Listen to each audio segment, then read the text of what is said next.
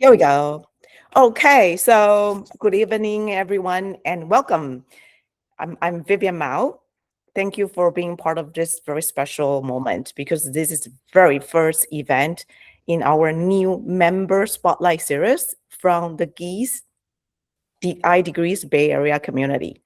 When I started building this community, my vision was just very straightforward. I wanted to create a space where all relationships. Hey, hold on, I need to admit people. Here we go.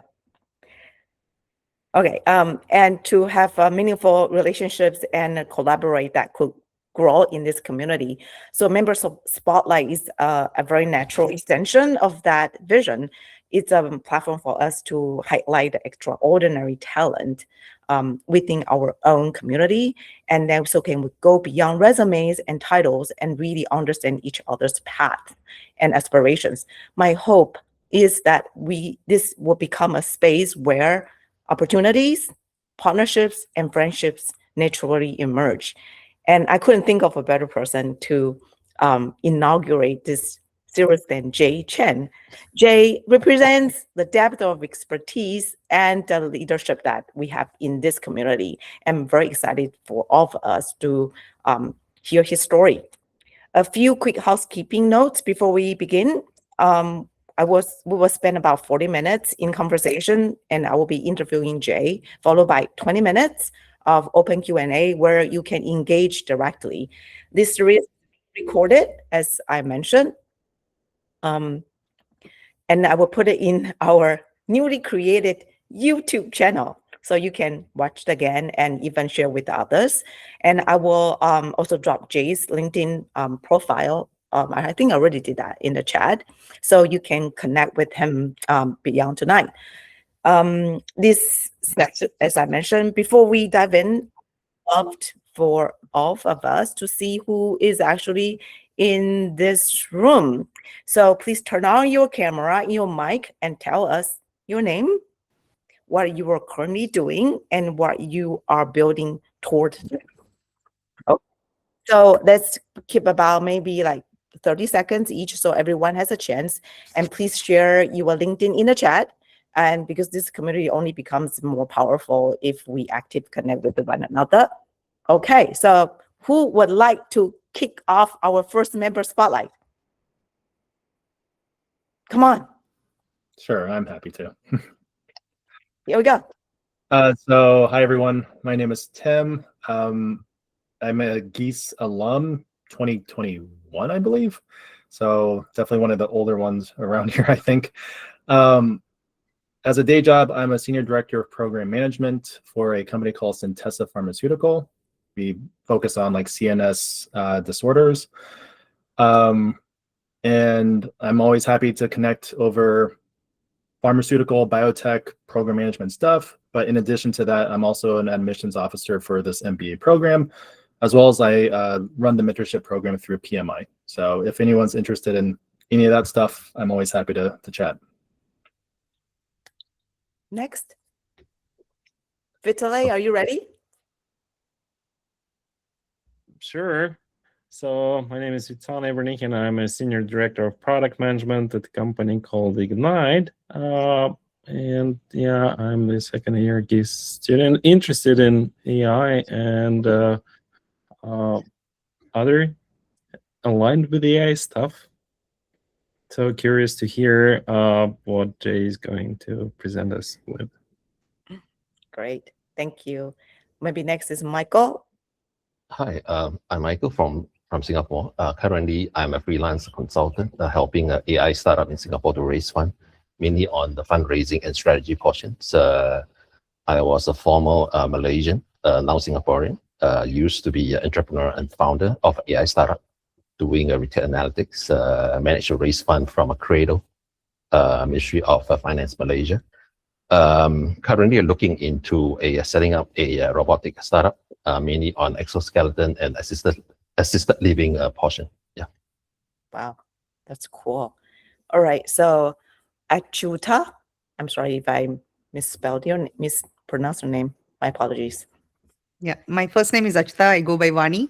That's the somebody we are familiar with. Okay, welcome back.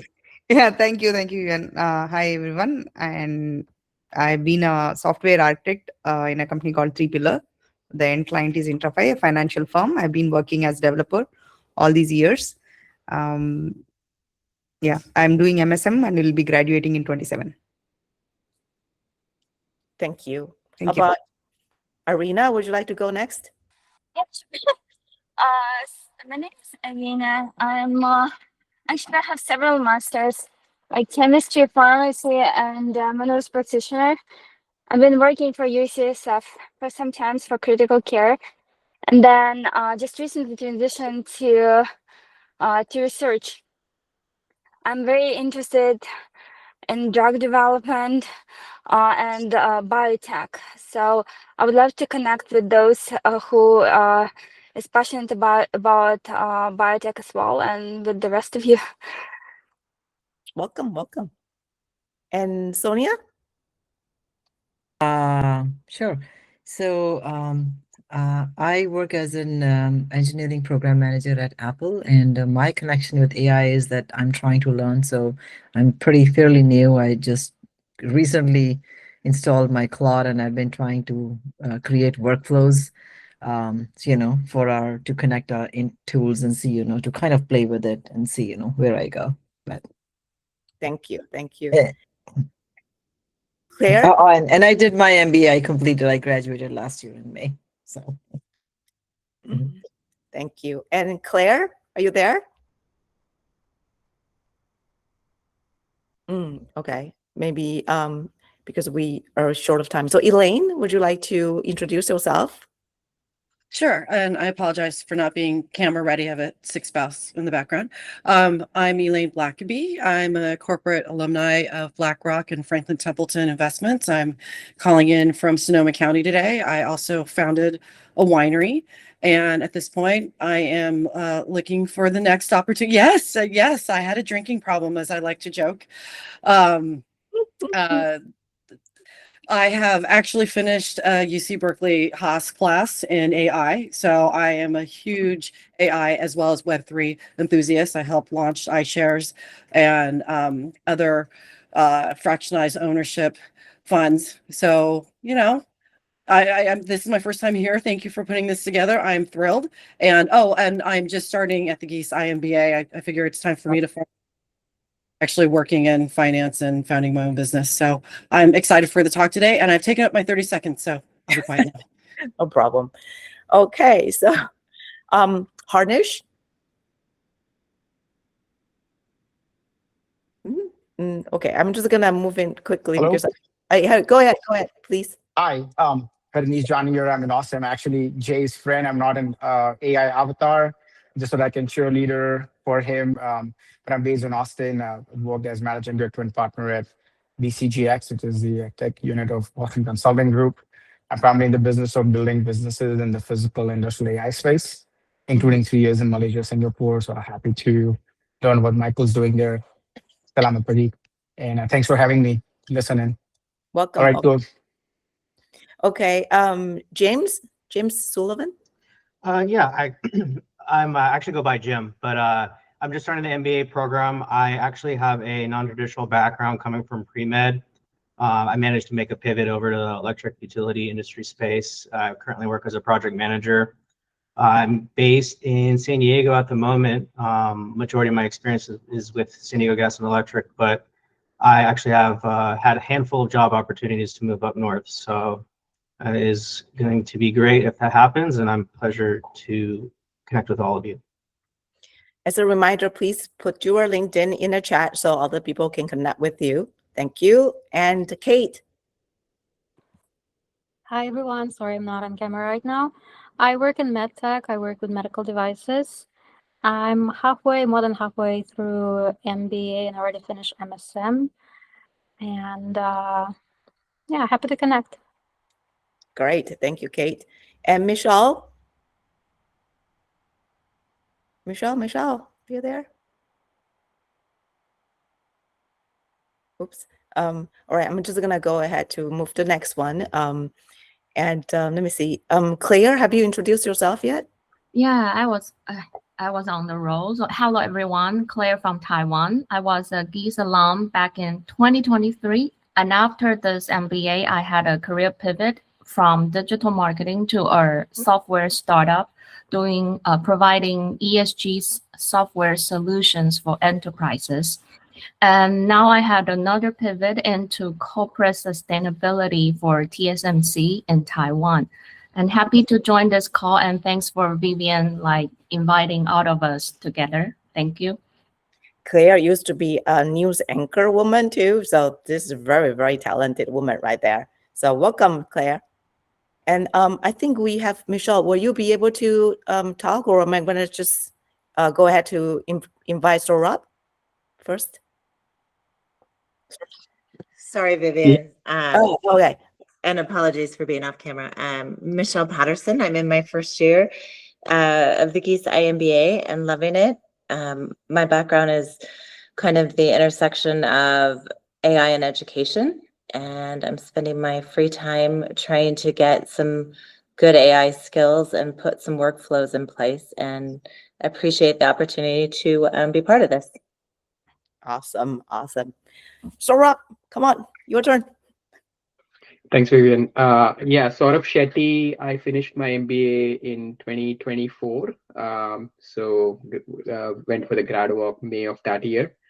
And I've been a part of this community since we started. So thanks to Vivian for starting this. We've had some good successes, year-end parties and mid-year celebrations. So all kudos to this community. And I work in the pharma industry, similar to Tim, who introduced himself. And I have been in the pharma industry for over 17 years now. And I head up our data strategy, and I work for a pharma company here in the South San Francisco area. And on the interest side, I enjoy investments, private investments, real estate, and also anything fitness activity related. So definitely looking forward to learning more from all of you. And leadership as well. So leadership. Yeah, and Saurabh has been very, very helpful, pretty much co-founded and still helping manage the community. So welcome, Saurabh, and thanks for your help. And last but not least, Parag.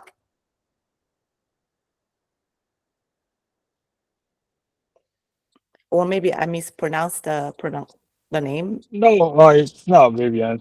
Can you guys hear me? Yes, hi, how are you? I'm good, thank you. Nice to see you again. Yes. So I'm sorry, I just joined. So what are we doing? Is it some kind of introduction round? Yeah, just tell us who you are, where you are currently doing, and what you are building towards next. Oh, okay. Well, my name is Parag. I graduated from my MBA program back in 2020. I work at a company called Broadcom, and I'm in semiconductor for last almost 25 years. And at my work side, I'm working on some of the interesting portfolios I'm not about to talk, and they're company confidential stuff. All I can say is the AI product lines. And on the personal side, yes, I do take interest in investment, and personally, I enjoy spending time with friends and family. But of course, the wealth, build up, protect, and grow is also my interest, especially in this development of AI. I really looking into different situations and possibilities where how we can leverage that and adopt it, and then make our life more better is the current interest. Thank you. Great. So we actually have only 40 minutes left, so I'm just gonna go straight to the point. So Jay, would love to bring you into the spotlight. Where are you? Somewhere still? Right here. Good. Great. Phew. All right. So to start off, could you tell us a little bit about who you are and the path that has brought you to where you are today?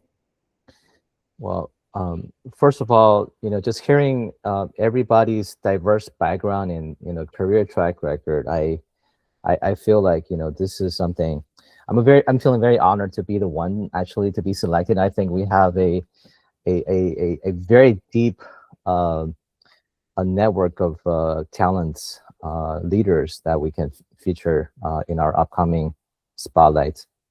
And just want to give a shout to Vivian. I've been kind of enjoying the alumni networking actually before I graduated, right? So I graduated in 2000, at the end of last year, right? So for the past 2 months, I don't know how everyone else felt. I actually felt this sense of vacuum, right? So not doing any homework, not doing any project, not having your teammates kind of chasing you after you. Hey, what's your status on that? Right? It's kind of making me feel the importance of keeping up with this network after finishing whatever program you finished. So back to your question, I spent the past 20 years primarily helping companies, big or small, focusing on new product introduction. That is primarily for a product that's from 0 or 0.5 until early commercial. Right? So that's what I've been doing. Started actually in the digital media industry, and then had an aha moment in mid-career transition into life science, supporting a company called GSK, Smith's client. Where I see a lot of our fellow members came from the pharma background, and in and out, and did a number of kind of small med tech, and then the most recent corporate position was with Roche Diagnostic. Again, was primarily introducing a novel product within their genomic sequencing portfolio. And privately, I enjoyed talking to scientists or deep tech people, especially helping. I put it back, right? So I actually attended engineering school, electrical engineering, right? I have never been a solid engineer myself, right? I think because of that, you tend to figure out how do you actually find a way to work with engineers, smart people, and potentially working with a lot of those people, getting them organized so you can actually creating some larger deliverables, right? But that's a path where product management and project management. So I really enjoy talking to people who are very technical, who has a sense of scientific discovery, innovation, but really helping those those minds of mapping out, hey, how can we translate that from a research bench into potentially a commercial bench, right? Product market fit. How do we actually deliver something that creating a economic value or commercial value? Because that way you can be sustainable. Otherwise, you have to be constantly looking for funding, right? So that's kind of what I do on a personal level.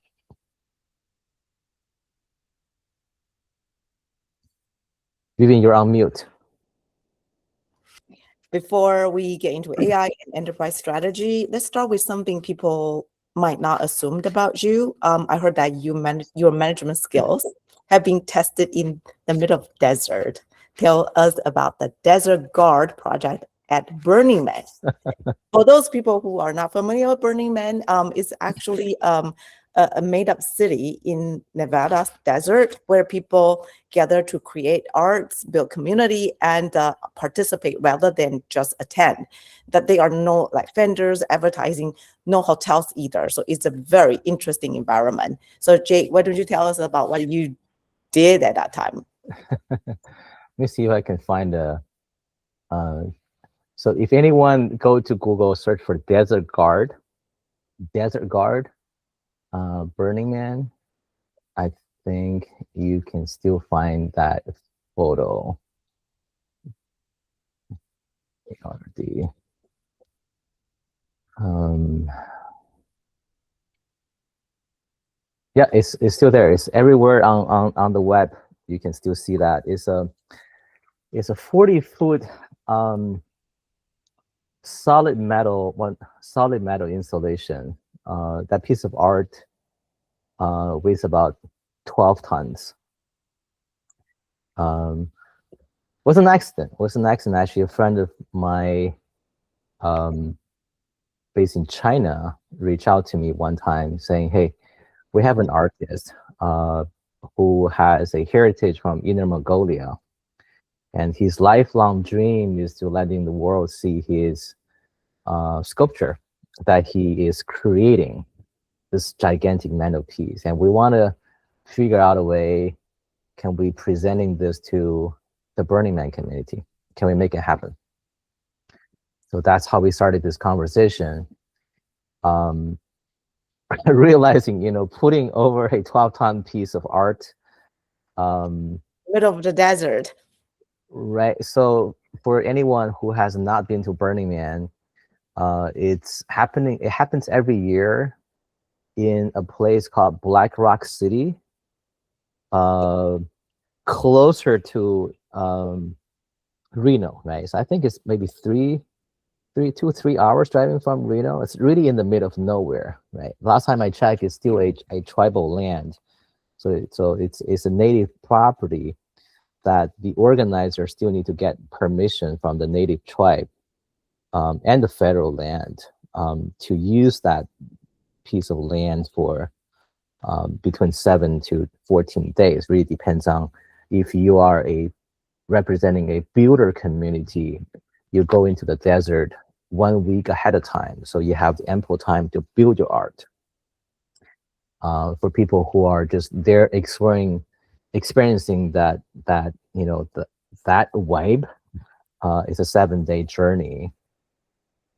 It was quite a learning experience. We were able to pool resources here in the U.S. and some of the resources in Europe. One of my technical project manager that I recruited was actually a former officer of the German Air Force. He graduated business school here in the Bay Area, and then was asking him, "Hey, you want to come build some stuff with me?" Right? It was so fascinating, right? I think we really put ourselves as a builder mindset, right? It's a maker mindset, right? So in the Bay Area, maker community is very strong, very vibrant. But putting something that's actually working and figuring out a way, all the logistics, how to work with artists. It's a collective teamwork. It's a project we prepared for about 8 months, I think. We spent a lot of money out of pocket. These are all self-funded. My wife still asks me, say, "Jay, did you know how much money you spend on this stuff?" Right. How much? It was a pricey experience, but it was very interesting. I've been talking with my wife that when our children are old enough, we probably want to introduce them to something similar, right? Especially figuring out a way to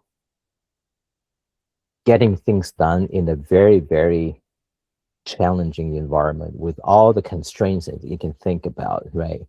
No water, no money currencies exchanged. You bring all the food you want to consume for 2 weeks. You bring all the energy you want to consume for the 2 weeks. And the weather can be brutal. The first 2 hours, right after we set up our tent got blown away. It just happened right at the time we were setting up. It just gone, right? So, but hey, we did it. So I think this is something, just a different angle of looking at, project management. But more importantly is getting those folks that you didn't know before, but start working together for eight months and put this together. That was the best return on investment. I have thought about going there, but every time it was like no hotel, and I know the investment. So I'm like, oh, thank you very much. No, but You build your own hotels. Yeah, you guys wanted to look it up. It's a very interesting experience from all the reports. So I'm going to move into the second question is, of course, you have a very deeply technical entrepreneurial background. And what made you pursue the IMSM at Gies? And what did that opportunity mean to you personally? It was very personal to me. I did not do very well for my undergrad.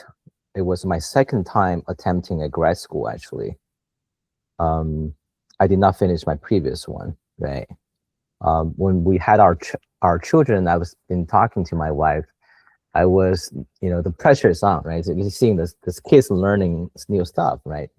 And I realized I don't want to be this least educated person, officially educated person on the family roster, right? So that was my personal motivation. I came from an academic family. All my parents are professors. So I think that was a very strong personal drive for me to actually pursue this. I really thank the Gies community offered me this opportunity to learn and demonstrate my ability. I started this program in my late 40s, right? So I was talking to a lot of people that I've been trusting throughout my career. Say, hey, at this stage, it is something that do you really want to spend the time with? You have a corporate job you need to do. You have a young family. I was actually doing a lot of travel at the time.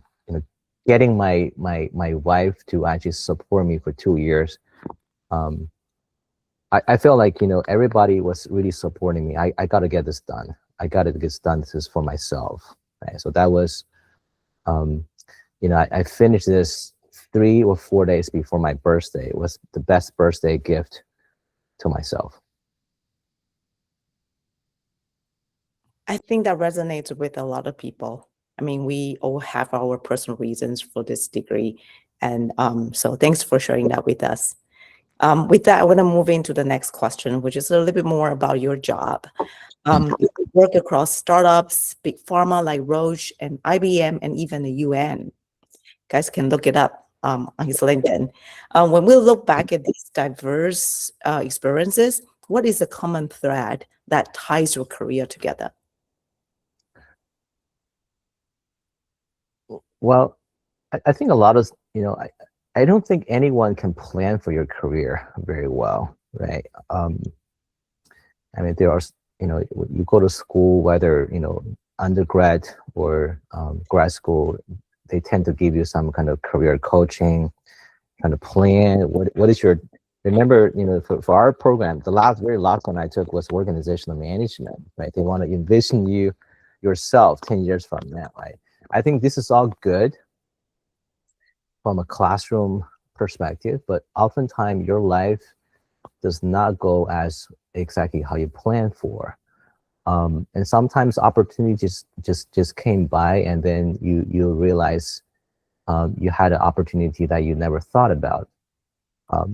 I give a lot of credit to my first manager and mentor who hired me from this kid just out of college, knowing nothing about big corporate, knowing nothing about management. It was a company called America Online. At the, for those who are old enough to still remember, out of Washington D.C. They shipped me over here in San Francisco because AOL at the time was the largest customer for the company I was working for. I was working for a Seattle-based company called Real Networks. It turns out the project they want me to support was done through a number of acquisitions toward the end of the internet bubble, right? And the average age of those kids doing those stuff, I was doing music, right, was 19 years old. In a corporate office sitting in San Francisco, running all music business, technology for America Online, for one of those largest media company, average of 19 years old, right? A lot of them are gamers. They play band at night. They invite band coming in almost, every week there are bands coming in and a recording. My manager really kind of trusted me, say, hey, we need someone who are young, who kind of want to explore this kind of a San Francisco, Silicon Valley kind of hacker mentality. But we want to put you in a management position, doing program management, right? Customer-facing program management for the largest customer we ever signed up. It was a huge contract that company signed. So I didn't know anything about management or project management. My first line manager who recruited me really gave me the opportunity to see, showing me, okay, this is how you run meetings. This is how you prepare agenda. This is how you do conflict resolution. This is how you run weekly report to your customer, to our internally. And once a month, our senior VP will be looking at this because this is the largest ever customer for our company, right? But don't worry about it. I will do this with you along the way. So I was very, very fortunate, very lucky. Both my first line manager and his manager, who was the general manager for that division, kind of give me the trust, kind of let me getting into this, project management, program management, which I felt, wow, this is powerful. Not only I can speak in a hacker's technical language, I have the ability to getting, 10, 20 technical folks organized in some way, right? So we kind of joke about this, what is a project manager? You're the tire kickers, right? You're kicking tires. You have maybe, a dozen tires. You want to make sure they're running in the same speed. So I think, that is something that really benefited me throughout my entire career of that organizational mentality, getting house in order. So, back to that Burning Man experience, right? So I think that is really kind of teaching me that never be afraid of being in the chaos, whether it's in a large organization or a fresh, brand new startup, right? If you have the skill to getting things organized, getting people motivated, you actually have a very, very important role there. Yeah. Pivots are not easy, and sometimes we are kind of locked into a particular or pre-designed path, and sometimes it gets very scary just to kind of think about like we're gonna take on a different one. So I appreciate that you share with your experience. That's very helpful. Then your model is vision plus execution. So right now there's a lot of vision in AI, but the enterprise execution seems to be lagging. Where do you see most AI initiatives breaking down when companies try to scale? So now we're talking about something with more substance, right? About AI. I think nowadays there's no brainer that anybody, whether you're in the Bay Area or anywhere else, not to talk about AI adoption. 2 years ago, you will be asking, hey, can an AI initiative bring any true value to my P&L? I was actually, when I was at Roche, I actually had a site project that I initiated, which was implementing generative AI into this biomanufacturing environment and using that to see if we can accelerating our time to production cycle, right? And the other part is that cost to production cycle, right? So I think this is almost universal for any product-driven organizations, right? The cost of delivery, the cost to build from your R&D side of the business to your commercial side of the business is extremely important to measure internally and externally, right? I think for a long time that people have been questioning, are there true values about it? At the same time, there are, I would say, lots of initiatives. A lot of them probably work very well in the pilot stage, including something that I have experienced myself, which it works very well in the pilot stage. But I think the challenge that over the past year, the industry has been able to overcome is to see, does it really deliver some tangible business value? Okay. But that doesn't mean that it's going to, increasing your top line by 20% right away, or reduction of your operation cost by 20%. You may not see that, but I think it's important that you see that signal, that strong signal, right? I think translating something that from a pilot stage into something that you can see real adoption and seeing that signal of creating scalable impact is still very much the key. I have my friend, our Garnesh here. He's actually on the leadership council of a physical AI group. So generative AI is becoming much mature today already, right? So the next big thing for, in a technology sense is physical AI, right? And after that, you have quantum, right? So this is kind of all the Silicon Valley people talk about. And this is all the early stage investment are going. But how do you actually start translating something that works in your research lab to a production lab or to production floor? It is still very challenging. It still requires some very skilled product managers with the ability to connect technology innovation with business outcome.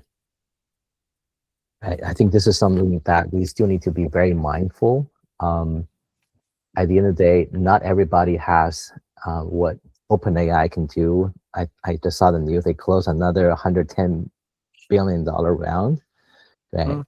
But I think for most of the people doing most of the project, you want to figure out a way to show your ROI, or at least some strong signals to demonstrate that there's a potential return on investment. Thank you. We have probably 7 minutes left because I don't want to leave 10 minutes for questions. So within that 7 minutes, I'm going to squeeze in 3 questions. So I would like you to talk a little bit about digital cousin that you mentioned before, and also BCG test that I haven't heard of it before too. So maybe you wanted to talk about those two, and then last question will be, how we can engage with you, and how you think that you can be helpful for the community, and also how the community can help you. So those are the 3 things I want to squeeze in the last 6 minutes. So combining the first 2 questions, one is, I don't have a permission to use the phrase BCG test, but I just, I think in business school, we all learned this, there are various framework or principle we use the BCG test.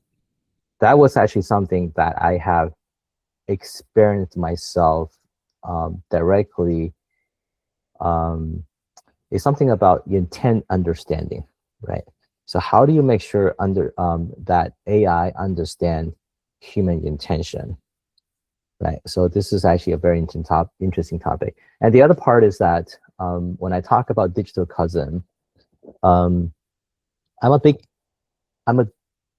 big proponent of transitioning into AI native organizations, right? I think for companies who haven't done that or haven't started thinking about that, there's probably a sense of urgency, because chances are all your competitors are already doing that. We're already thinking about mapping that through, right? But every organization may have their own definition of AI native, right, or AI driven organization, right? So I'll give you a couple of examples, right? So for my work, I asked my team to start training your own version of yourself, right? And there are various techniques, right? So for people, you understand there's a RAG, there are some long conversation context, however, technique you use. The ultimate goal is that, say, Jay is not available, Jay is on vacation for a month.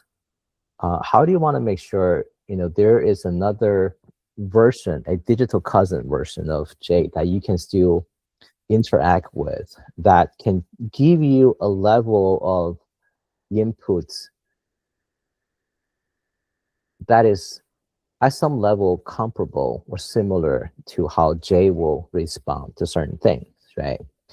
And this is becoming especially true for people, within the organization, that you have a few, key knowledge person that holds, very, very key information that almost no one else in the organization have.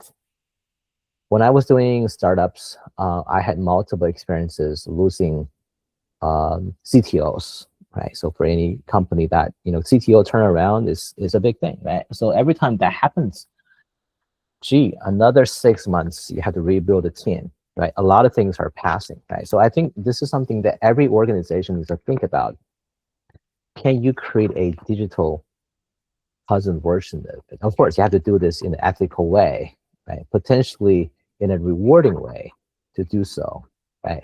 So I personally have benefited to, I will give you an example, right? So for my own startup, I have a digital version of CEO, which is mirroring myself, right? How do I make that happen?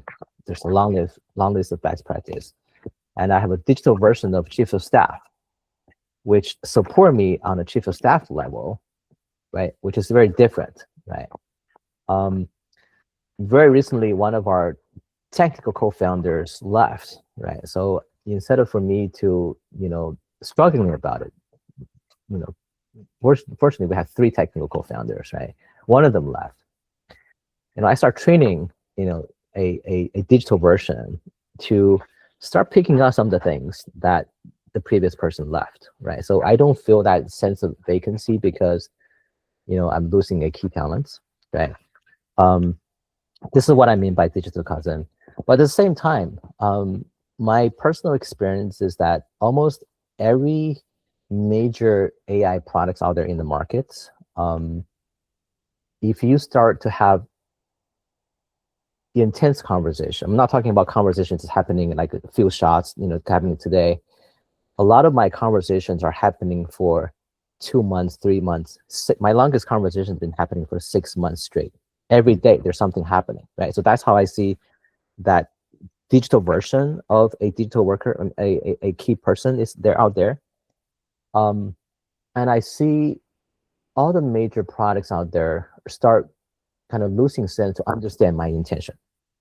I don't know how everyone is feeling, right? So the AI, tools we use today, it's almost like this, fresh, graduated PhD with, have studied everything on Earth. But then when you start asking, engaging it, it tries to give you too much information, but oftentimes not exactly what you wanted. And then what happens is that, for people who are, aware of the energy cycle, right? So every prompt round trip, there is a significant burning on the energy on the data center side, right? but you're kind of repeating yourself this conversation multiple rounds continuously with this AI tool you use. That's energy waste. But on top of that, that's more important. That is, there's a cognitive burnout on the human side. I just want to give you myself, right? So I was trying to work out a deal with my homeowner association. They have some problem with my property, right? When I have this conversation, man, I need to go back and forth reading like 20 round trips, and each one of them is like 1,000 words. I don't need all that, because I think if you understand my true intent, I use this BCG test, right? A experienced management consultant, when they come into any project, new or old, they don't try to give you answers right away. They actually spend more time trying to understand the background, trying to understand your world of mental thinking before, probably give you a very high level skeleton. Say, hey, am I on the right track? This is something you're thinking before I can go deeper, right? I think this is the area that most of the commercial tools I've been using today are still failing. I'm a little bit disappointed.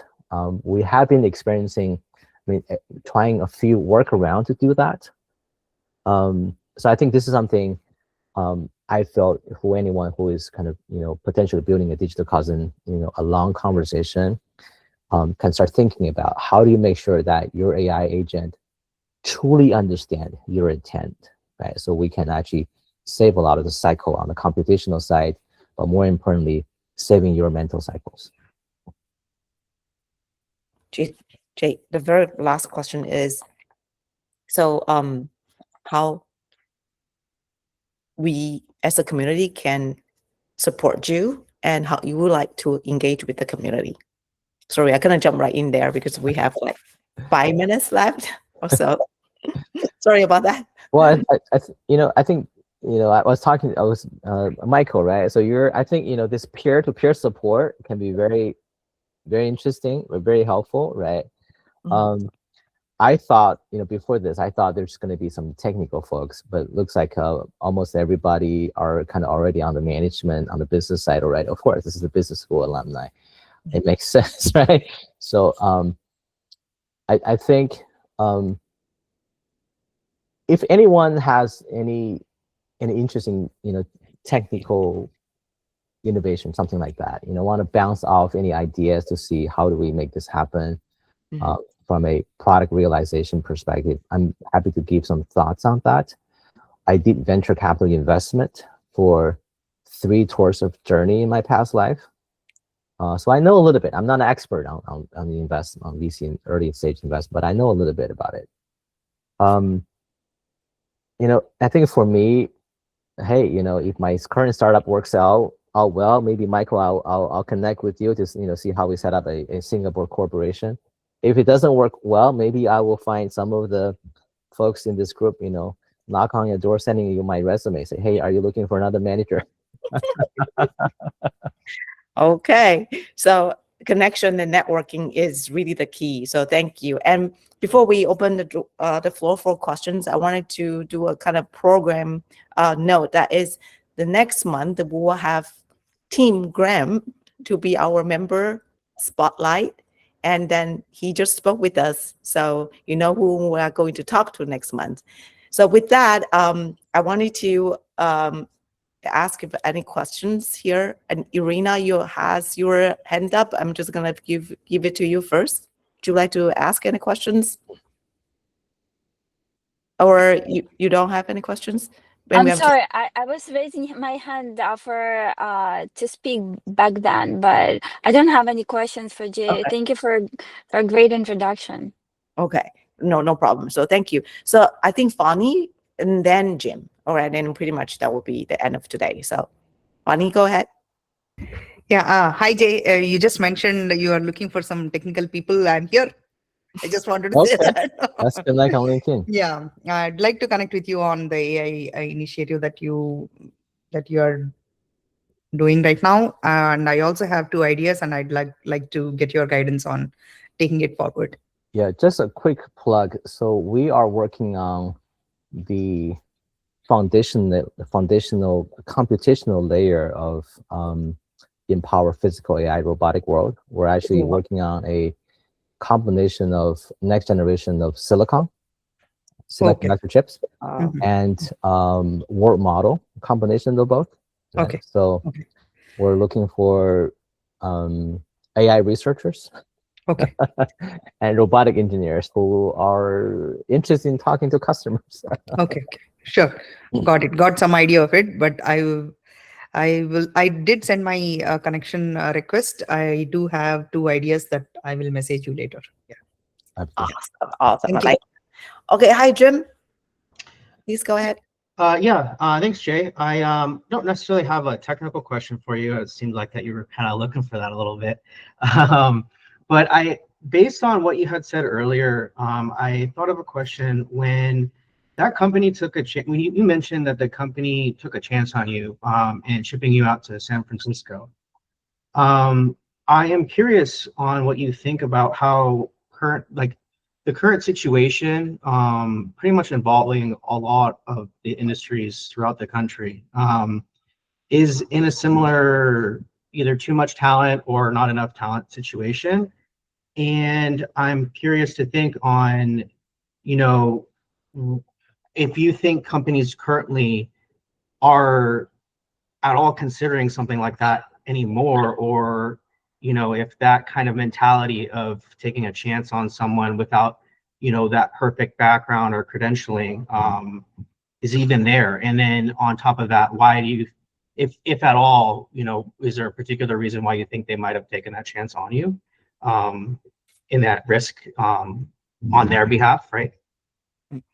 Jay, 1 minute, because Vitaly has a question and we'll be done. If we get cut off, because this is a free version of Google Meet, then thank you very much. We'll see you guys next time. But go ahead, Jay. I think companies nowadays are probably less risk-taking than it used to be.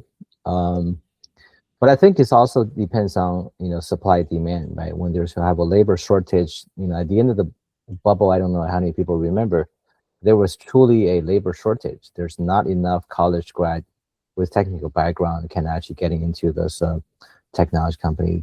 People are fighting for talents, right? I think it's just a cycle, right? So during the pandemic, same thing happened. But I think getting yourself prepared for sometimes even, downsize a little bit, maybe, to really understand what the current situation is. Not the labor market is not as strong as it used to be honest. Okay, thank you. Well, you. unless you're AI researcher, of course. Okay, Vitaly, you're the last one. Yeah, a quick question. You mentioned creating digital cousins or avatars, which is great from the company perspective, right? You can get an answer quite quickly. You don't need to bother the person. It might be after hours and so on. But what I found during discussions with people is that people actually don't want some kind of digital cousin to be created, right? They feel like some of their identity will be taken away, some of their value and the need in them, right? So it goes deeply on both personal, like emotional level and the rational level. So what do you think about that?